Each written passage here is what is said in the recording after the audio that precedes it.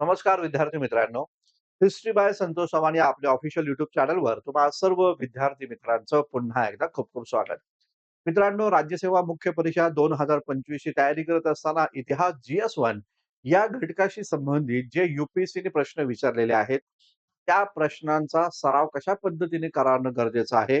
एकूणच descriptive pattern जे तुम्ही पहिल्यांदाच या ठिकाणी लिहिणार आहात 2025 साली, तर त्या परीक्षेची तयारी करत असताना इतिहास विषयाशी संबंधित जे काही प्रश्न UPSCने विचारलेले आहेत, तर ते प्रश्न कसे लिहिले गेले पाहिजे, या उद्देशानं आजचं हे महत्त्वाचं सेशन आपण इथे या ठिकाणी करत आहोत. या सेशन मधला 14वा भाग आज आपल्याला इथे या ठिकाणी करायचा आहे. आता बघा, हा प्रश्न आपण पाहतोय UPSCचा. UPSC 2020च्या पेपरमधला हा प्रश्न या ठिकाणी आहे. आणि लक्षात घ्या, या प्रश्नामध्ये सुमारे तुम्हाला 250 शब्दामध्ये उत्तर लिहायचं आहे आणि त्याला गुण आहे एकूण 15. तर 15 मार्कांसाठी 250 शब्दांमध्ये लिहिणारा हा प्रश्न या ठिकाणी आपल्याला पाहायला भेटतो. या प्रश्नाला आपण कशा पद्धतीने न्याय देणं गरजेचं आहे किंवा या प्रश्नाचं उत्तर कशा पद्धतीने लिहिणं अपेक्षित आहे, यावर आता आपण चर्चा करूया.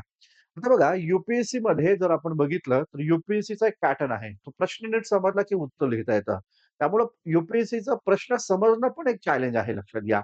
मध्ये ठीक आहे, चला मध्ये सरळ-सरळ प्रश्न असतात, परंतु UPSCचे प्रश्न थोडेसे किचकट स्वरूपामध्ये असतात. त्यामुळं परीक्षेचा हा प्रश्न समजणं एक मोठं टास्क या ठिकाणी राहतं. तशाच प्रकारचा हा एक प्रश्न आपल्याला दिसून येतो बघा. आता बघा, इथे प्रश्न काय आहे तो आधी आपण वाचून घेऊ आणि त्यानंतर तो समजून पण घेऊ आणि मग त्यामध्ये काय लिहिणं अपेक्षित आहे यावर आपण चर्चा करूया. आता प्रश्न दिलेला आहे बघा, भारतीय तत्वज्ञान आणि परंपरेनं भारतातील स्मारक आणि कलेला संकल्पना आणि आकार देण्यात महत्वाची भूमिका बजावली, चर्चा करा. या पद्धतीचा प्रश्न आहे. आता बघा, हा प्रश्न 3 ठिकाणी तुटलेला आहे. हा प्रश्न 3 ठिकाणी तुटलेला आहे. त्याचे भाग जर व्यवस्थित आपण केले, की आपल्याला हा प्रश्न समजणार आहे. जसं की इथं म्हटलं बघा, भारतीय तत्वज्ञान आणि परंपरा. भारतीय तत्वज्ञान आणि परंपरा. आता जर आपण बघितलं भारतीय तत्वज्ञान आणि परंपरा काय आहे? तर लक्षात घ्या, भारतामध्ये तत्वज्ञान जर आपण बघितलं तर वैदिक तत्वज्ञान आहे. दुसरं जर आपण बघितलं तर ते म्हणजे बौद्ध तत्वज्ञान या ठिकाणी आहे. याचबरोबर जैन धर्मीय तत्वज्ञान देखील आपल्याला पाहायला भेटतं. आणि वैदिक, बौद्ध आणि जैन धर्माचं तत्वज्ञान आणि त्याचबरोबर त्यांच्या परंपरा. या तिन्ही धर्माचं तत्वज्ञान आणि त्याचबरोबर त्यांच्या परंपरा ज्या पण काय आहेत. तर त्या परंपरेनं भारतातील स्मारक आणि कलेला म्हणजे काय आहे इम्पोर्टंट इथं, भारतामध्ये जे काही प्राचीन काळात, मध्य काळामध्ये जे काही स्मारकं निर्माण झाली, जी काही कला निर्माण झाली, तर त्या स्मारकांना आणि कलेला संकल्पना आणि आकार देण्यात महत्वाची भूमिका या ठिकाणी घेतलेली आहे. तर या वैदिक, बौद्ध, जैन धर्मातील जी परंपरा आहे, जे काही तत्वज्ञान आहे, ज्याला आपण भारतीय तत्वज्ञान म्हणतो, तर त्या तत्वज्ञानानं आणि परंपरेनं भारतातील स्मारक आणि कला, त्या स्मारक आणि कलेला एक प्रकारच्या संकल्पना आणि आकार देण्यात महत्वाची भूमिका बजावली.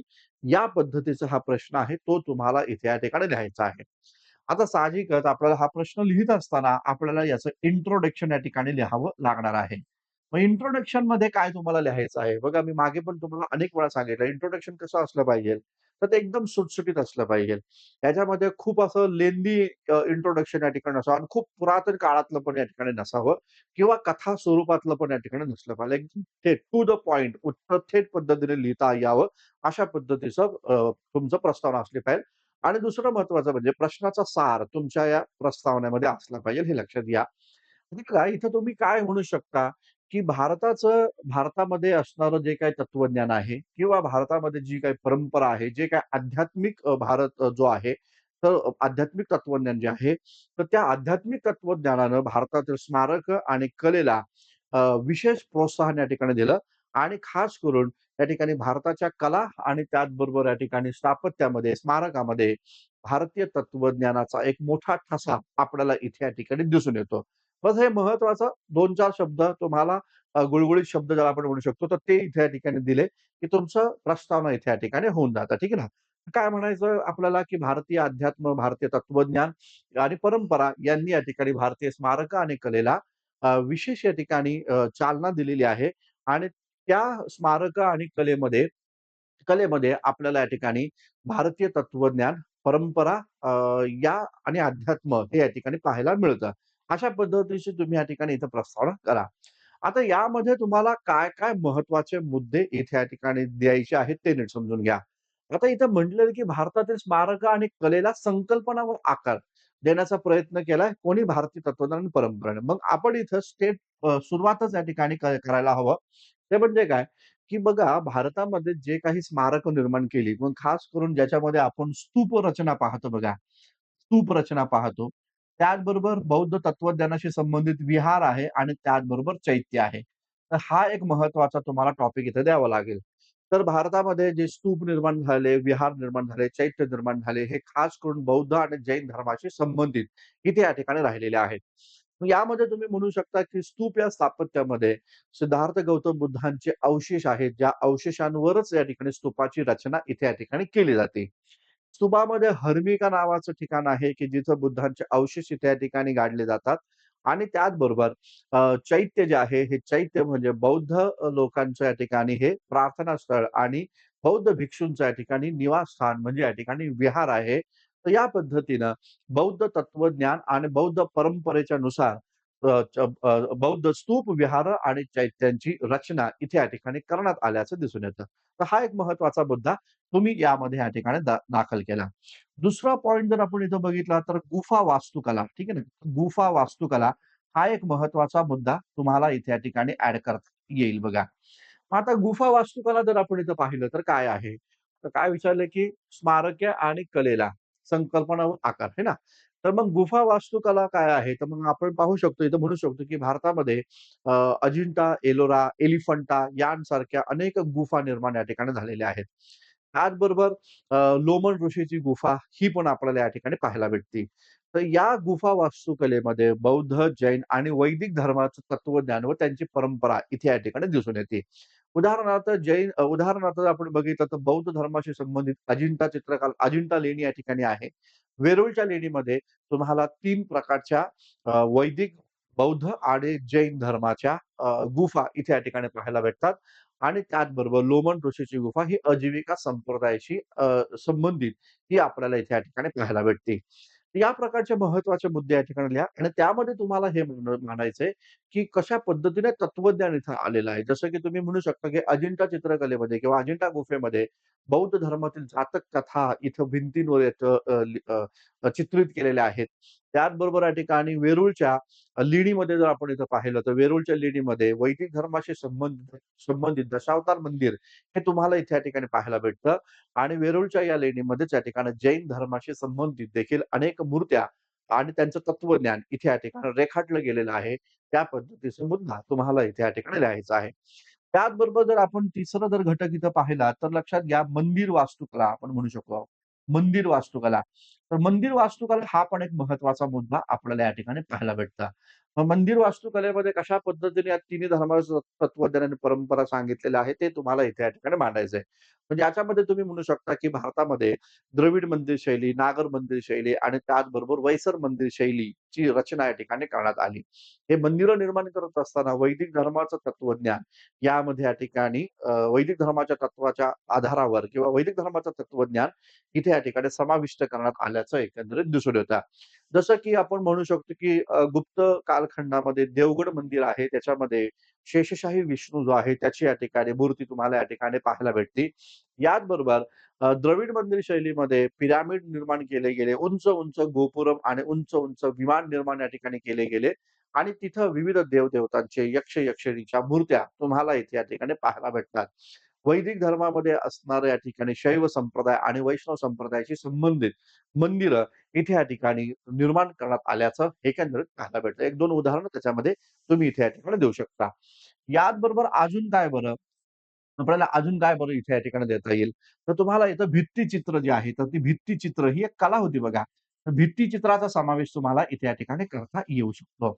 मग यामध्ये तुम्ही या ठिकाणी म्हणा, की भारतामध्ये ज्या काही गुफा कला होत्या, तर त्या गुफांमध्ये खास करून भित्तिचित्र निर्माण केले गेले. जसं की अजिंठा भित्तिचित्र, त्याचबरोबर वाघ लेणी जी आहे, तर त्यामध्ये या ठिकाणी विविध भित्तिचित्र जी आहेत, ती इथे या ठिकाणी निर्माण करण्यात आल्याचं दिसून येतं. याचबरोबर दक्षिण भारतामध्ये विरूपाक्ष मंदिर आहे. तर त्या विरूपाक्ष मंदिरामध्ये रामायण आणि महाभारताशी संबंधित भित्तिचित्र या ठिकाणी काढली गेलेली आहेत. याचाच अर्थ काय, की भारतामध्ये या पद्धतीच्या अ, अ, वैदिक, बौद्ध, जैन तत्वज्ञान आणि त्यांच्या परंपरा त्या या ठिकाणी तुम्हाला भित्तिचित्राच्या माध्यमातून रेखाटल्या गेल्याचं एकंदरीत या ठिकाणी पाहायला भेटतं. तर हा एक महत्त्वाचा मुद्दा तुम्हाला त्यामध्ये इथे या ठिकाणी समाविष्ट करावं इथे या ठिकाणी लागणार आहे. आणखीन काय बरं तुम्हाला या सगळ्यामध्ये या ठिकाणी घेता येईल? तर बघा स्तूप, विहार, चैत्य, गुफा वास्तुकला, मंदिरं वास्तुकला, भित्तिचित्र याचबरोबर मूर्तिकला लक्षात घ्या. मूर्तिकला हा एक महत्त्वाचा घटक आपण इथं पाहू शकतो बघा. तर या कालखंडामध्ये जर आपण पाहिलं, तर भारतामध्ये मूर्तिकला जी आहे, तर त्या मूर्तिकलेमध्ये खास करून बौद्ध, जैन आणि त्याचबरोबर वैदिक धर्माचं तत्वज्ञानाशी संबंधित इथे या ठिकाणी मूर्त्या निर्माण करण्यात आल्याचं एकंदरीत पाहायला भेटतं. मग ज्यामध्ये तुम्ही या ठिकाणी म्हणू शकता, की एलिफंटा केव्हज जे आहे, तर त्या एलिफंटा केव्हजमध्ये महेशची मूर्ती जी आहे, शंकर आणि शंकराचे रूप याशी संबंधित मूर्त्या निर्माण केल्या गेल्या. त्याचबरोबर तुम्ही इथे या ठिकाणी म्हणू शकता, की भारतामध्ये बौद्ध धर्माशी संबंधित आणि त्याचबरोबर जैन धर्माशी संबंधित विविध मूर्त्या इथे निर्माण केल्या. मग त्याच्यामध्ये कात्रा बोधिसत्व जे आहे, तर त्या कात्रा बोधिसत्वाचं तुम्ही कात्रा बुद्ध ज्याला आपण म्हणू शकतो, तर कात्रा बुद्धाचं तुम्ही इथे या ठिकाणी उदाहरण देऊ शकता. जे काश्मीरमध्ये खास करून बुद्ध तुम्हाला या ठिकाणी पाहायला भेटतो, की ज्यामध्ये बौद्ध परंपरेतील प्रतीकचिन्ह जे आहे, धम्मचक्र जे आहे, तर त्या धम्मचक्र तुम्हाला इथे या कात्रा बुद्ध यामध्ये या ठिकाणी या मूर्तिकलेमध्ये या ठिकाणी पाहायला भेटेल. याचबरोबर तुम्ही हे पण म्हणू शकता, त्या ठिकाणी वैदिक धर्मामध्ये जसं सर्वत्र भद्र शिव आहे, सर्वत्र भद्र शिव, चहूबाजूला शिव आहे. तर ही जी काही संकल्पना आहे, तर ती संकल्पनेशी संबंधित मथुरा कला केंद्रामध्ये शिल्प बनवलं गेलेलं आहे. चहुर्मुखी शिव ज्याला आपण म्हणू शकतो, ते इथे या ठिकाणी अ, निर्माण केलेलं आहे. याचबरोबर चोल शासकांच्या काळामध्ये ची मूर्ती या त्या ठिकाणी बनवली गेली. जी नटराजन मूर्ती जी आहे, जिला अर्धनारीश्वर या नावानं पण संबोधलेलं आहे. ती वैदिक धर्माशी संबंधित शैव संप्रदाय खास करून त्याशी संबंधित या प्रकारच्या मूर्त्या आपल्याला इथे या ठिकाणी पाहायला भेटतात. याचबरोबर अजून काय तर विविध कला केंद्र लक्षात घ्या. भारतामध्ये विविध प्रकारचे कला केंद्र निर्माण झाले. मग त्या कला केंद्रांमध्ये काय? तर त्या कला केंद्रामध्ये मथुरा कला केंद्र आहे, गांधार कला केंद्र आहे, अमरावती कला केंद्र आहे, भारहूत कला केंद्र आहे. त्या कला केंद्रांशी संबंधित आपल्याला इथं माहिती द्यावं लागेल. मग जसं की आपण म्हणू शकतो, की भारतामध्ये मौर्योत्तर कालखंडामध्ये विविध कला केंद्र निर्माण झाले. मग गांधार कला केंद्रामध्ये बुद्धांशी संबंधित या ठिकाणी शिल्प निर्माण करण्यात आले. मथुरा कला केंद्रामध्ये बौद्ध धर्म, जैन धर्म आणि वैदिक धर्म यांशी संबंधित मूर्त्या निर्माण करण्यात आल्या. मग मथुरा कला केंद्रामध्ये स्मित हास्य असणारा बुद्ध तुम्हाला या ठिकाणी पाहायला भेटतो आणि त्याचबरोबर मथुरा कला केंद्रामध्ये सर्वत्र भद्र शिव याचं पण या ठिकाणी शिल्प दिसून येतात. आता अमरावती कला केंद्र जर तुम्ही पाहिलं, तर त्यामध्ये एक बौद्ध परंपरा या ठिकाणी दाखवलेली आहे. जसं एक पिसाळलेला हत्ती बुद्धांकडे धावत येतो आणि नंतर तो बुद्धांच्या जवळ आल्यावर बुद्धांना नतमस्तक होतो. या प्रकारचं शिल्प हे या ठिकाणी तुम्हाला अमरावती कला केंद्रामध्ये इथे या ठिकाणी पाहायला भेटतं. भारहूत कला केंद्र जर आपण बघितलं, तर भारहूत कला केंद्रामध्ये सिद्धार्थ गौतम बुद्धांच्या जन्माशी आणि त्यांच्या जीवनाशी संबंधित ज्या महत्त्वाच्या घटना आहे, त्या घटनाशी संबंधित विविध प्रतीकचिन्ह इथे या ठिकाणी वापरण्यात आले. मग उदाहरणार्थ काय बुद्धांच्या जन्मासाठी हत्तीचं शिल्प, त्याचबरोबर बुद्धांचं जेव्हा बुद्ध महानिविष्क्रमण करतात तेव्हा कंटक घोडा, बुद्धांना ज्ञानप्राप्ती होती तेव्हा बोधिवृक्ष, त्याचबरोबर बुद्धांचं पहिलं प्रवचन धम्मचक्र आणि बुद्धांच्या निधनासंदर्भात स्तूप. अशा प्रकारची प्रतीकचिन्ह जी आहे ती तुम्हाला इथे या ठिकाणी भारहूत कला केंद्रामध्ये इथे या ठिकाणी पाहायला भेटतात. या पद्धतीचे मुद्दे तुम्हाला इथे या ठिकाणी लिहायचे आहेत. 7वा एक महत्त्वाचा मुद्दा तुम्हाला इंडो इस्लामिक कला त्यावर पण इथे या ठिकाणी द्यावा लागेल. इंडो इस्लामिक कला. वास्तविकता इंडो इस्लामिक कला जी आहे किंवा इंडो इस्लामिक वास्तुकला जी आहे, ती मध्य काळामध्ये या ठिकाणी निर्माण झाली. मग या इंडो इस्लामिक कलेमध्ये आपल्याला पाहायला भेटतं, की हिंदू प्रतीकांचा वापर इथे या ठिकाणी मोठ्या प्रमाणात करण्यात आला. जसं की अ, हिंदू प्रतीकांमध्ये आपण पाहू शकतो कमळ आहे, घंटा आहे यांचा वापर केला गेला आणि निसर्गाशी संबंधित असणाऱ्या बाबींची चित्र देखील तुम्हाला इंडो इस्लामिक वास्तुकलेमध्ये पाहायला भेटते आणि विशेष म्हणजे तर इस्लामिक वास्तुकलेमध्ये सुलेखनचा पण वापर इथे या ठिकाणी करण्यात आला. तर अशा पद्धतीने भारतामध्ये जे काही या ठिकाणी भारतीय तत्वज्ञान होतं, भारतात जे काही तत्वज्ञान होतं, जी काही परंपरा एक चालत आलेली आहे, तर त्या तत्वज्ञान आणि परंपरेच्या माध्यमातून स्मारकं निर्माण केली गेली आणि त्याचबरोबर कला जी आहे, कला केंद्र जे आहे किंवा विविध प्रकारच्या कला निर्माण केल्या गेल्या आणि या स्मारकांना आणि कलांना एक प्रकारची एक स्थापित संकल्पना आणि आकार देण्याचा प्रयत्न अशा पद्धतीने या ठिकाणी झाला, हे तुम्हाला इथे या ठिकाणी मांडायचं आहे. म्हणजे लक्षात घ्या, हे मुद्दे तुमची तिथे या ठिकाणी त्या उत्तरामध्ये या ठिकाणी येणं अपेक्षित आहे. ठीक आहे ना? म्हणजे इंट्रोडक्शन करा आणि इंट्रोडक्शन केल्यानंतर मग हे जे मुद्दे मी तुम्हाला दिलेले आहेत, हे तुम्हाला इथे या ठिकाणी त्या मुद्द्यांशी संबंधित मी म्हणत नाही, की हेच मुद्दे लिहा.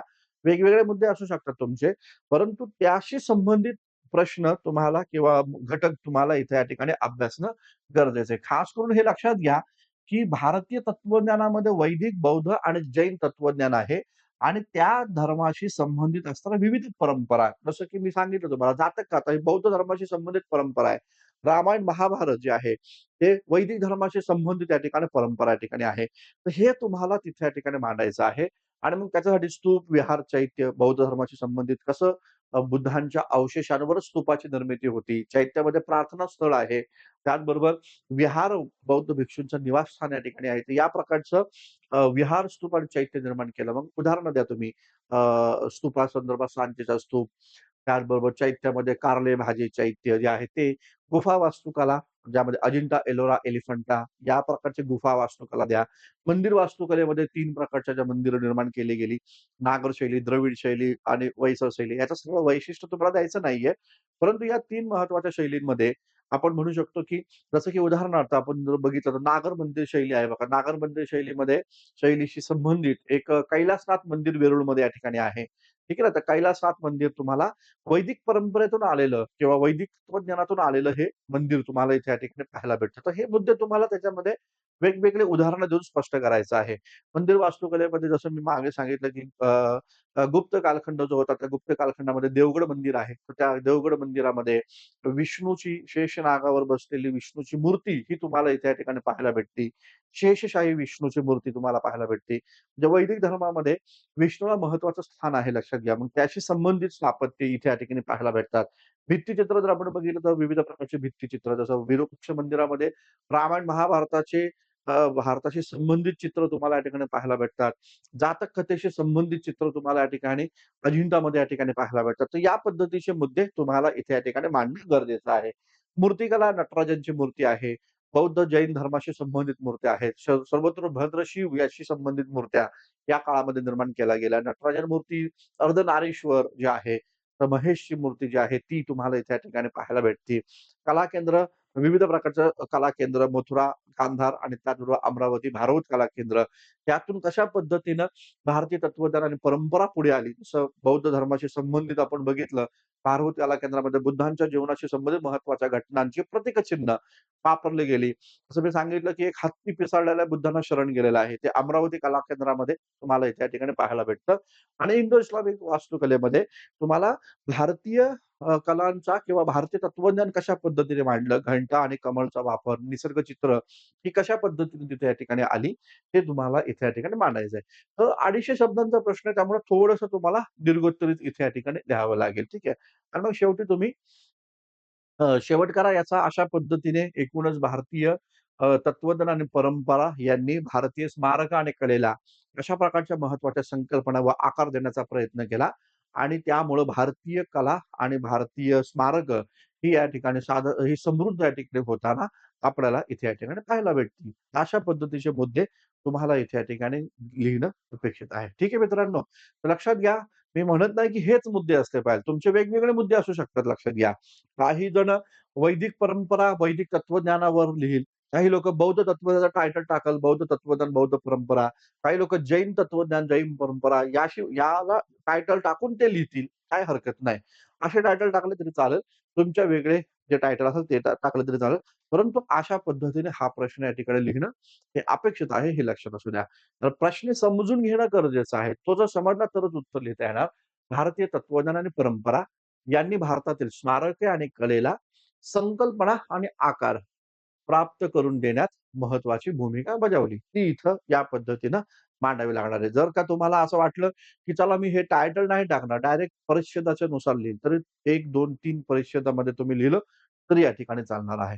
ठीक आहे मित्रांनो, तर थांबूया आपण भेटूया पुढच्या सत्रामध्ये. जे कोण विद्यार्थी डिस्क्रिप्टिव्ह पॅटर्नचा अभ्यास करत आहेत, त्या विद्यार्थ्यांनी हे आपलं लिंक आपल्या मित्राला जरूर शेअर करा. मदत करा एकमेकांना. प्रश्न कसे लिहिले गेले पाहिजे त्याशी संबंधित त्यांना संकल्पना एकूणच क्लिअर होऊन जाऊ द्या ज्यांना बॅच जॉइन करायचे आहे त्यांनी हिस्ट्री बाय संतोष चव्हाण आपले ॲप्लिकेशन जे आहे ते या ठिकाणी डाउनलोड करा आणि तिथं इतिहास जीएसची, इतिहास ऑप्शनल, हिस्ट्री ऑप्शनल आणि त्याचबरोबर राज्यसेवा पूर्व परीक्षेच्या बॅचेस देखील उपलब्ध आहे. कंबाईनसाठी देखील खूप साऱ्या बॅचेस आपल्या हिस्ट्री बाय संतोष चव्हाण या ॲप्लिकेशनवर उपलब्ध आहे. तर भेटूया उद्याच्या सत्रामध्ये नव्या प्रश्नाला घेऊन, नवा मुद्दा घेऊन. धन्यवाद. Thank you. Very much.